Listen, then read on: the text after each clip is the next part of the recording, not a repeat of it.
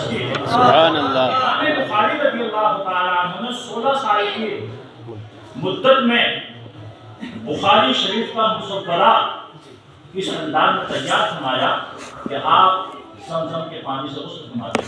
سبحان اللہ سبحان اللہ۔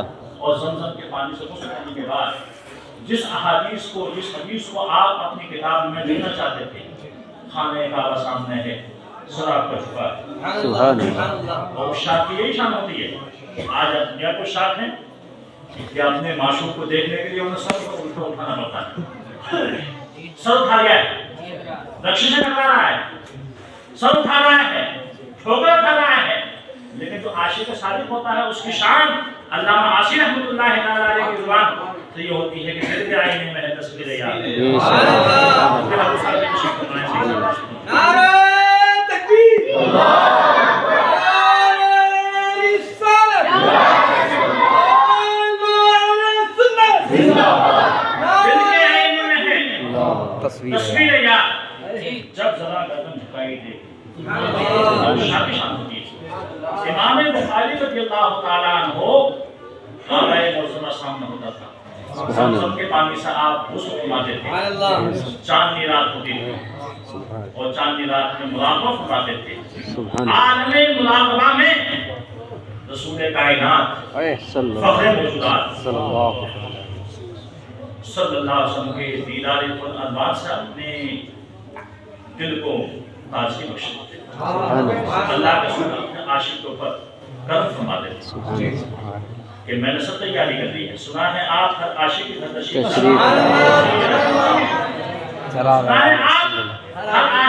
تشریف لاتے ہیں، میرے گھر میں بھی ہو جائے سبحان اللہ سبحان اللہ۔ سب چھپائے بیٹھے ہیں، آقا کریم اپنے دیدار انوار سے آپ کو ایک تازگی بخش رہے ہیں، اور اسی آدم میں آپ عرض کر رہے ہیں حضور یہ حدیث پاک جو میں لکھنے جا رہا ہوں اپنی کتاب، کیا واقعی آپ کی حدیث ہے؟ سبحان اللہ۔ کیا واقعی آپ کی حدیث ہے؟ اللہ رسول اس کی تائید فرما دیتے ہیں۔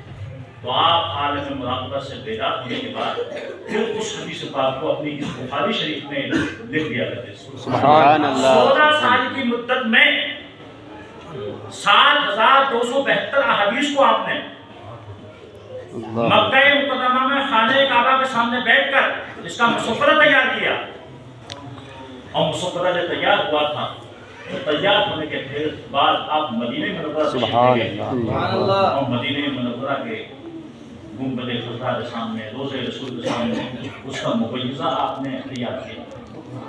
بخاری شریف کا مصورہ حرم شریف میں تیار ہوا ہے۔ مصورہ سمجھتے ہو نا جی، جس میں لکھنے والا کہیں کاٹتا ہے، کہیں پھاڑتا ہے، کہیں لکیر لگاتا ہے، کاٹتا ہے، کہیں کاٹا، کہیں اور لکھا کچھ، کوئی اضافہ فرمایا، مصورہ ہوتا ہے۔ اس کے بعد مبیضہ ہوتا ہے، وہ جتنی بھی کاٹ پاٹ سے ختم کر جاتی ہے۔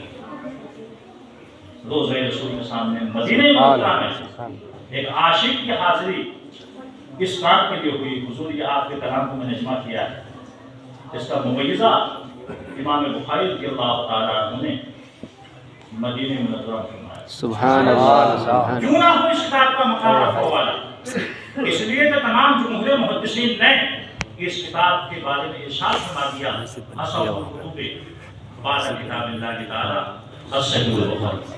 بے شک بے شک، سبحان اللہ سبحان اللہ۔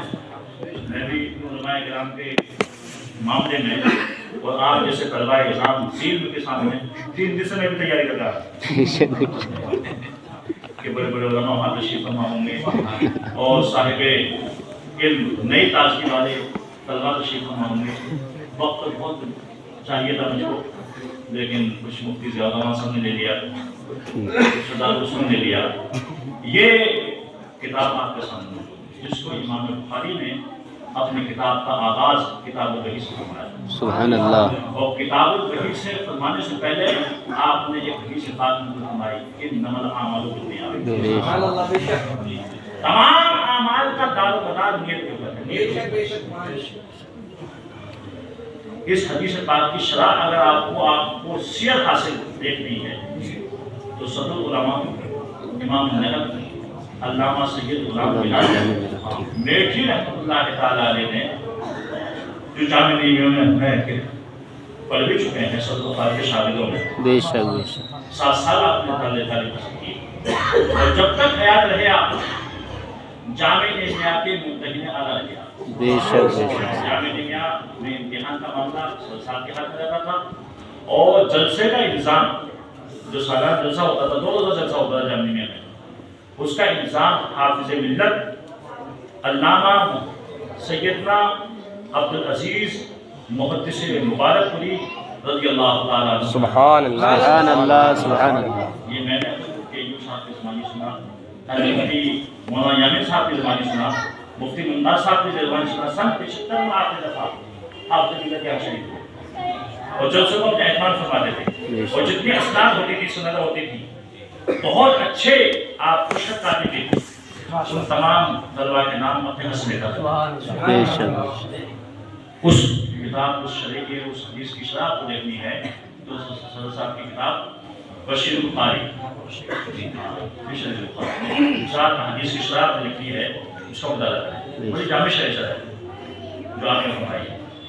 امام بخاری رضی اللہ تعالیٰ عنہ اپنی کتاب کو انما الاعمال بالنیات سے شروع فرما کر اس بات کا درس دیا ہے، اے میرے طلباء عزیز، چاہے وہ طلباء ہوں یا علماء ہو، حدیث ہو یا حدیث کے علاوہ دوسرا علم ہو، اس میں نیت اپنی دوست کرو، بے شک بے شک سبحان اللہ۔ نیت اپنے صحیح رکھو، نیت اشاعت علم دین کے لیے ہونی چاہیے، نیت دین مدین کے پردے پڑھانے کی ہونی چاہیے، یہ نہیں کہ مجھے جبہ ملے گا، فلاں جگہ مجھے بریانی ملے گی، فلاں جگہ مجھے یہ لفافہ ملے گا، فلاں جگہ میرا مسافہ ہوگا، فلاں لوگ میرے ہاتھ چومیں گے، فلاں لوگ میرے پیر کے بوسے لیں گے، یہ نہیں ہوتی۔ اگر ایسی نیت خاصہ رکھتا ہے انسان تو ایسا انسان شریعت کی اصلاح کا داخل کراتا ہے۔ امام بخاری رضی اللہ تعالیٰ عنہ نے اس حدیث پاک کو مقدم فرما کر اصلاح نیت کے لیے آپ نے پیغام امید جافزہ دیا ہے۔